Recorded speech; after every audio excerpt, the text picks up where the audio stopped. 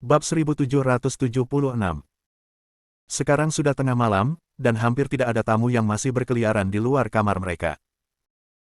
Keempat pembunuh tiba di lantai atas dengan mudah, merayap ke arah Presidential Suite. Namun, ketika mereka tiba di suatu tempat sekitar 10 meter dari ruangan, rasa bahaya yang kuat tiba-tiba menguasai mereka. Dengan insting, mereka segera melirik ke belakang, hanya untuk menemukannya benar-benar telanjang. Tidak ada satupun sosok yang terlihat. Mereka tidak bisa membantu tetapi merasa bingung. Apa itu tadi? Bahaya itu pasti terasa nyata. Mungkinkah kita salah? Namun, mereka telah berkecimpung dalam bisnis selama 10 tahun sekarang, dan mereka meragukan rasa bahaya mereka salah. Karena itu, mereka meluangkan waktu sejenak untuk memastikan mereka benar-benar aman sebelumnya. Namun, saat mereka berbalik, mereka tiba-tiba merasakan getaran di punggung mereka. Mereka tidak tahu kapan atau bagaimana itu terjadi, tetapi sesosok muncul di depan mereka. Apa-apaan? Apakah itu hantu? Bagaimana dia tiba-tiba muncul di sini tanpa sedikit pun gerakan atau suara? Para pembunuh harus mengakui bahkan mereka tidak bisa mencapai prestasi yang mengesankan seperti itu. Namun, tanpa memberi mereka waktu setengah untuk berpikir, wajah sosok itu kemudian menyeringai lebar saat dia meluncurkan tendangan ke arah pemimpin mereka. Pemimpin langsung terbang mundur, menabrak 3 pembunuh lainnya, dan mereka berempat jatuh ke tanah dalam tumpukan. Semburan rasa sakit menembus tubuh mereka, sangat menyiksa sehingga mereka tidak bisa berhenti melolong kesakitan. Lari. Melihat bahwa rencana mereka gagal, pemimpin segera membuat keputusan untuk membatalkan misi. Namun, sebelum mereka bahkan bisa turun dari tanah, 9 sosok tiba-tiba muncul dari sudut gelap dan membentuk lingkaran di sekitar mereka. Mereka masing-masing memegang pedang panjang yang mereka arahkan ke kepala pembunuh. Para pembunuh tidak berani membuat kedutan, hati mereka jatuh ke dalam keputusasaan. Kita celaka. Mereka tidak menyangka lawan mereka telah membuat persiapan untuk mengantisipasi kedatangan mereka. Siapakah orang-orang ini? Mereka menempatkan kita pada belas kasihan mereka dengan tampaknya tanpa usaha sama sekali. Pemimpin para pembunuh menatap pria yang pertama kali muncul di hadapan mereka barusan. Kesadaran mengejutkannya saat dia mengamati pria yang kelebihan berat badan dengan perut buncit. "Tutuan, Anda adalah gubernur Provinsi P, bukan?" Serunya tak percaya. Big Bag mengejek dan membalas, "Aku di sini dalam misi rahasia. Beraninya kamu datang ke sini dan main-main juga. Kamu pasti bosan hidup." Para pembunuh jatuh ke dalam keputusasaan tanpa harapan. "Maafkan kami, Pak. Kami tidak tahu Anda sedang dalam misi di sini, jadi ini bukan pelanggaran yang disengaja." Namun, Big Bag tidak menyia-nyiakan nafasnya untuk berbicara dengan mereka. Sebaliknya, dia menatap rekan-rekannya dengan penuh arti. Memahami apa yang dia maksud, 9 pria dengan cepat menebas para pembunuh dengan pedang mereka, dan keempatnya langsung jatuh ke tanah, mati. Setelah itu, Big Bag membersihkan tempat kejadian dan pergi dengan tergesa-gesa. Di dalam Presidential Suite, Lacey mengira dia mendengar suara dari luar. "Suara apa itu, Zeke?" bisiknya cemas. Zeke tersenyum sambil meyakinkannya, "Tidak apa-apa. Kembalilah tidur." "Selamat malam," kata Zeke. Sebenarnya, Lacey tahu Charles mungkin sangat marah karena tidak bisa mendapatkan apa yang diinginkannya sehingga dia mengirim orang untuk datang dan menimbulkan masalah. Namun, karena Zeke mengatakan semuanya baik-baik saja, maka dia tahu memang tidak ada alasan baginya untuk khawatir. Lagi pula, siapa sebenarnya Charles selain putra kepala Kementerian Suci? Dia tahu Zeke tidak menganggapnya sebagai ancaman. Sementara itu, di ruang pribadi Charles di lantai pertama hotel, Charles mulai merasa seolah-olah seluruh tubuhnya terbakar. Sambil mondar-mandir di kamarnya dengan butiran keringat raksasa mengalir di dahi dan punggungnya, dia merasa seperti akan meledak. Dia hampir tidak bisa menunggu 1 detik lagi sebelum berlari ke kamar Lacey. Namun, dia belum menerima balasan dari 4 pembunuh. Setelah menunggu lama, kesabarannya akhirnya habis. Karena itu, dia mengeluarkan teleponnya dan menghubungi para pembunuh. Namun, tidak satu pun dari mereka yang mengangkat panggilan. Sial. Tiba-tiba, jantung Charles berdetak kencang, dan dia mendapat firasat buruk. Orang-orang idiot itu tidak mungkin gagal dalam misi mereka, bukan? Bab 1777. Setelah berpikir lagi, Charles memutuskan untuk pergi sendiri untuk melihat situasinya. Menyeret tubuhnya yang panas dan terangsang, dia akhirnya sampai di lantai atas dan mengetuk pintu lesi. Pintu segera terbuka, dan Charles terlempar ke belakang dengan tendangan ganas. Tak perlu dikatakan, itu adalah Zeke yang memberikan tendangan. Apa-apaan ini? Charles berseru tanpa berpikir. Apa itu tadi? Zeke langsung menamparkan wajahnya. Beraninya kau mengutukku padahal seharusnya kau bersyukur. Kau benar-benar meminta ini, kan? Tidak, berhenti. Tolong. Ini aku, Charles. Charles berteriak memohon.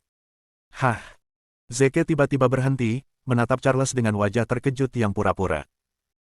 Itu kamu. Bagaimana itu bisa terjadi? Saya pikir Anda adalah salah satu dari orang-orang itu. Apa yang kamu lakukan di sini di tengah malam? Aku baru saja mampir untuk melihat apakah kalian nyaman tinggal di sini. Charles datang dengan alasan. Oh, kami baik-baik saja. Apakah ada hal lain? Jika tidak, tolong jangan ganggu tidurku. Dengan mengatakan itu, Zeke berbalik dan kembali ke kamarnya. Tunggu sebentar, Charles segera menghentikannya. Hanya itu. Aku datang dengan niat baik untuk mengungkapkan keprihatinanmu, tapi yang kamu lakukan hanyalah menendangku dan bahkan tidak peduli untuk menjelaskan alasannya. Oh, begini. 4 pembunuh baru saja datang untuk membunuh kita. Aku sama sekali tidak tahu siapa yang mengirim mereka. Lagi pula, aku berhasil mengusir mereka dengan membayar 1 juta. Tentu saja, kupikir mereka sudah pergi. Kembali pada kata-kata mereka dan kembali untuk membunuh kami ketika Anda mengetuk pintu saya sebelumnya. Jadi, saya membuka pintu dan segera menendang keluar untuk membela diri. Hah? Mata Charles melebar tak percaya. Kau membayarnya hanya dengan 1 juta. Zeke mengangguk. Ya. Kenapa? Ada apa dengan itu? Bintang B itu. Charles bergumam pelan. Saya tahu saya seharusnya tidak membayar mereka dengan jumlah penuh. Sebagai prajurit kelas tertinggi, pendengaran dan penglihatan Zeke setidaknya 10 kali lebih kuat daripada orang biasa. Jadi, dia mendengar gumaman Charles dengan jelas. Kamu baru saja mengatakan kamu seharusnya tidak membayar mereka secara penuh. Apakah itu berarti kamulah yang mempekerjakan para pembunuh itu? Dia bertanya. Hah, tidak. Charles menggelengkan kepalanya kuat-kuat. Saya sama sekali tidak ada hubungannya dengan itu dan bahkan saya sendiri tidak mengenal pembunuh. Aku akan bergerak sekarang. Selamat beristirahat. Dengan itu, Charles bergegas pergi tanpa melihat ke belakang. Zeke mulai tertawa meremehkan, ternyata menyenangkan untuk mengecoh seorang pecundang yang menyedihkan seperti Charles. Sementara itu, afrodisiak dalam tubuh Charles mencapai puncak efeknya. Dia merasa seperti dia benar-benar akan meledak kapan saja jika dia tidak mengeluarkan keinginannya dengan seorang wanita sesegera mungkin. Sekarang dia tidak punya harapan untuk meletakkan tangannya pada Lacey, satu-satunya pilihannya adalah Josephine. Jadi, dia mengeluarkan teleponnya dan memutar nomornya. Di mana kamu, Josephine? Aku di kamarku, datang jawaban cepat Josephine. Charles telah menyiapkan kamar untuknya di hotel agar lebih nyaman bagi dirinya sendiri untuk tidur dengannya saat dibutuhkan. Tunggu di sana. Aku datang sekarang untuk memberimu cinta. Dia berkata. Josephine sangat gembira. Benarkah, Charles? Baiklah, kalau begitu, aku akan menunggumu di sini. Setelah berlari ke kamarnya, Charles langsung membuka pintunya dan bergegas masuk. Setelah melihat wanita itu, dia langsung menerkamnya seperti pria kelaparan yang akhirnya melihat makanan. Charles adalah seorang pemuda yang kuat. Ditambah dengan efek obatnya, dia menjadi binatang buas dan liar. Adapun Josephine, dia adalah seorang wanita dengan sosok indah yang juga lembut dan halus. Bagaimana mungkin dia bisa menahan kekuatannya yang seperti binatang? Karena itu, dia menjerit kesakitan seolah-olah dia sedang dicabik-cabik dan sangat yakin dia mungkin tidak akan selamat malam itu. Seperti yang diharapkan, dia menyalahkan penderitaannya saat ini pada Lacey lagi. Bab 1778. Keengganan yang dia miliki terhadap Lacey sangat rumit. Sementara itu, di Presidential Suite Zeke, Lacey sedang menyiapkan sarapan untuk Zeke dan Missy di dapur pribadi. Ketika dia sedang sibuk memasak di dapur, dia melihat Missy merangkak keluar dari tempat tidurnya dengan ekspresi bingung di wajahnya. Gerakan Missy lamban dan matanya terpejam saat dia berjalan menuju balkon. Apakah dia tidur sambil berjalan? Melihat itu, Lacey dengan cepat naik untuk menghentikannya. Nona, bangun. Zeke, yang dibangunkan oleh suara Lacey, berlari ke arah mereka. Lacey, ada apa? Lacey menjawab, misi baru saja berjalan sambil tidur. Dia menuju balkon dengan mata tertutup. Syukurlah, saya melihat dia turun dari tempat tidurnya. Jika tidak, dia bisa tidur berjalan. Apakah dia benar-benar hanya tidur sambil berjalan? Zeke mengerutkan kening sambil menatap ke arah balkon. Dia melirik ke balkon dan melihat danau tahta di kejauhan. Meskipun Zeke tidak memiliki kemampuan penginderaan apapun, dia masih bisa merasakan Fortuna yang lebat mengalir keluar dari danau. Sepertinya Fortuna kedua sudah matang. Zeke menjelaskan kepada Lacey, saya tidak berpikir misi sedang berjalan dalam tidur. Dia hanya bereaksi terhadap Fortuna terkonsentrasi di danau tahta, yang tampaknya menariknya. Misi perlahan membuka matanya.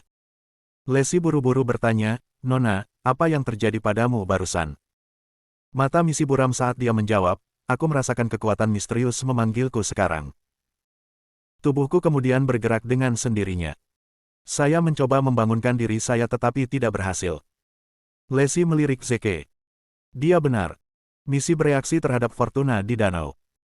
Lacey, kamu harus sarapan dulu. Setelah kamu selesai makan, kamu bisa membawa Misi ke danau singgasana dan mengeksposnya ke Fortuna di sana. Ini akan baik untuknya. Oke. Mereka bertiga mulai memakan sarapan mereka. Setelah mereka selesai makan, mereka menuju danau tahta bersama. Secara kebetulan, mereka bertemu Josephine dalam perjalanan mereka ke danau. Berjalan keluar dari kamarnya, Josephine dengan mata mengantuk. Rambutnya acak-acakan, dan ada memar di wajah serta lehernya. Tak perlu dikatakan, Charles adalah orang yang memberinya memar itu. Lacey berinisiatif untuk menyapanya. Selamat pagi, Josephine. Josephine memiliki ekspresi mengancam di wajahnya saat dia memelototi Lacey. Dia kemudian berbalik dan pergi tanpa mengatakan apa-apa. Lacey adalah wanita yang menjijikkan. Semuanya serba salah karena dia. Dia harus membayar untuk apa yang dia lakukan dengan hidupnya. Charles akhirnya akan menjadi milikku saat dia mati. Bingung, Lacey bertanya, ada apa dengan Josephine? Zeke menepuk bahu Lacey sebelum berkata, Lacey, kamu harus menahan diri untuk tidak bergaul dengan orang seperti ini. Mengapa? Lacey bingung. Dia tidak menyadari kejadian yang terjadi tadi malam. Zeke tersenyum kecil. Matanya dipenuhi dengan haus darah ketika dia memelototimu barusan.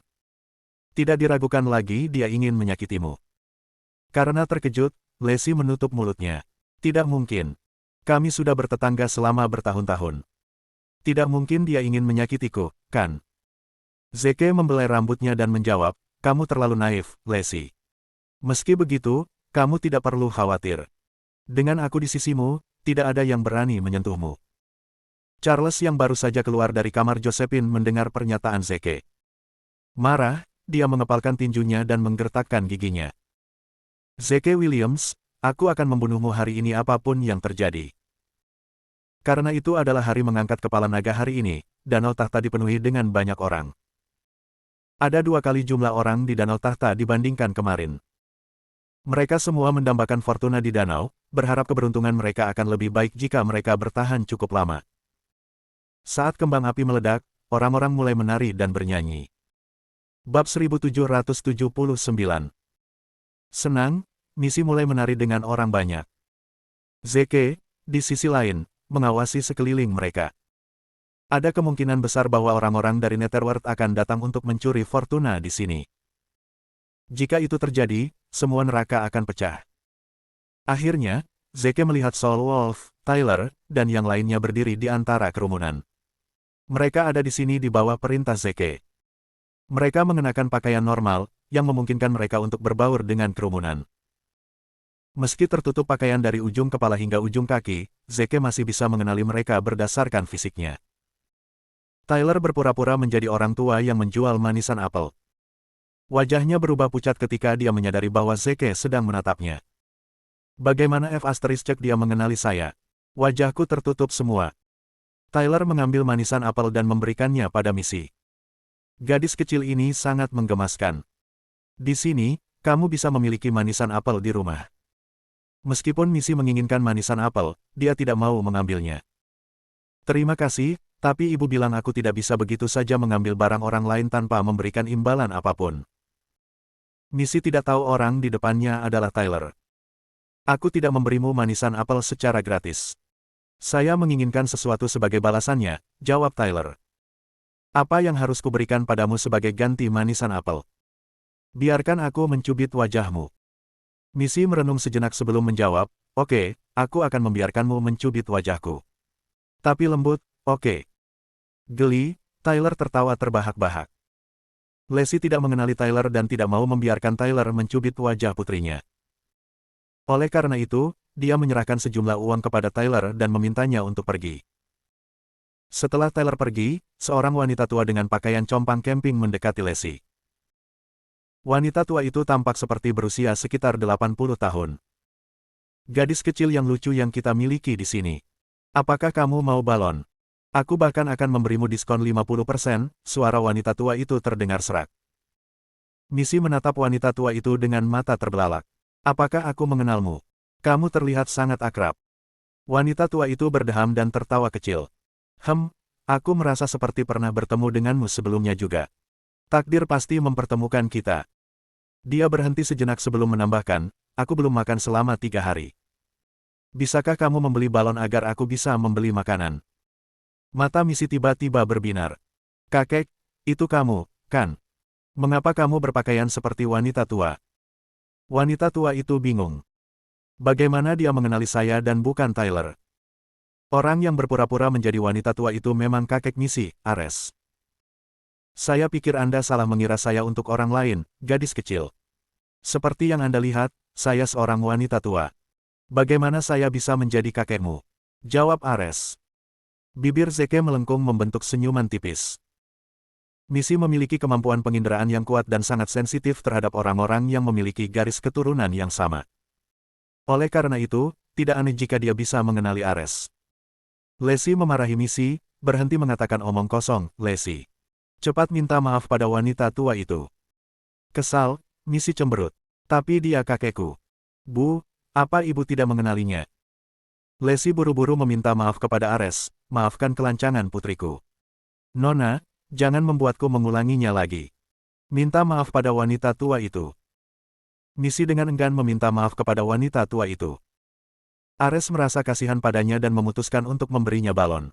Tidak apa-apa, gadis kecil. Ini balonnya. Bab 1780.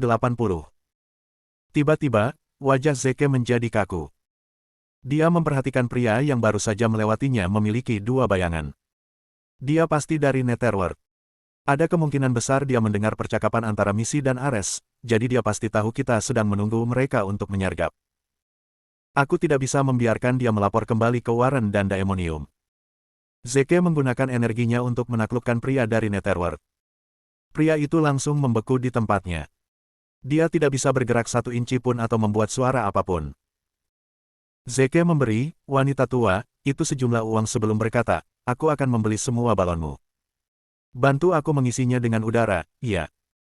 Zeke melirik Ares sekilas, memberi isyarat padanya untuk menjaga Lacey dan Misi. Dia kemudian pergi untuk menginterogasi pria dari Netherworld. Setelah memahami sinyal Zeke, Ares mengangguk. Tidak masalah. Dia mengambil uang itu dan mulai memompa udara ke dalam balon. Zeke menepuk bahu Lacey dan bergumam, tunggu di sini. Aku akan segera kembali. Oke, Lacey mengangguk. Dia telah memperhatikan ketegangan dalam ekspresi Zeke. Zeke menggunakan energinya untuk menyeret pria itu dari Netherworld di belakangnya dan pergi. Dia membawanya ke tempat terpencil sebelum berhenti. Berlutut. Menggunakan energinya yang luar biasa. Zeke memaksa pria itu untuk berlutut padanya. Apakah kamu dari neraka? Zeke bertanya dengan nada dingin. Netherworld. Aku tidak tahu apa yang kamu bicarakan. Zeke tertawa kecil mengancam. Kamu pikir aku tidak tahu siapa kamu? Pria itu merasakan hawa dingin turun ke tulang punggungnya. Apakah kamu Marsekal Agung? Itu tidak mungkin. Saya pikir Anda ditahan di lembah Bloodshot. Bagaimana kamu bisa melarikan diri dari tempat itu? Zeke menjawab dengan acuh tak acuh, tidak ada tempat di dunia ini yang bisa menjebak Marsekal Agung. Sekarang katakan padaku, di mana Warren? Pria itu menggelengkan kepala. Warren? Siapa itu? Aku belum pernah mendengar tentang dia. Yang keras kepala, bukan? Zeke menyulap beberapa jarum perak yang kuat menggunakan energinya. Dia membuat gerakan tangan sederhana yang mengirim jarum perak terbang menuju bayangan pria itu dengan kecepatan kilat. Jarum perak ternyata sangat efektif dalam merusak bayangan. Setelah terkena jarum perak, bayangan pria itu mulai memudar. Sebagai tanggapan, pria itu meratap kesakitan. Meski begitu, tidak ada yang mendengar suaranya karena Zeke telah mengurungnya dalam penghalang energi. Apakah kamu mau bicara sekarang? Aku ingin keberadaan Warren dan Daemonium. Pria itu mengalami gangguan. Ketika jarum perak mengenai bayanganku barusan, rasanya seperti kebanyakan serangga sedang berpesta di organ tubuhku. Saya belum pernah mengalami rasa sakit yang begitu hebat sebelumnya. Ketakutan, pria itu menjawab, saya akan bicara, saya akan bicara. Warren dan Daemonium bersembunyi di dalam air. Begitu Fortuna di sini matang, mereka akan melompat keluar dari air dan mencuri Fortuna. Zeke termenung. Orang-orang dari Netherworld telah bersembunyi dalam bayang-bayang selama berabad-abad. Mereka tidak pernah menunjukkan diri mereka kepada orang-orang di Eurasia. Apakah Anda mengatakan bahwa mereka berencana untuk mengungkapkan diri mereka kepada dunia untuk pertama kalinya dalam berabad-abad? Pria itu menggelengkan kepala. Tidak, bukan seperti itu. Sebelum mereka menunjukkan diri, mereka akan menggunakan Sunwalker untuk membubarkan kerumunan di sini. Zeke mengangguk mengerti. Kalau tidak salah, Sunwalker yang dia sebutkan adalah Charles.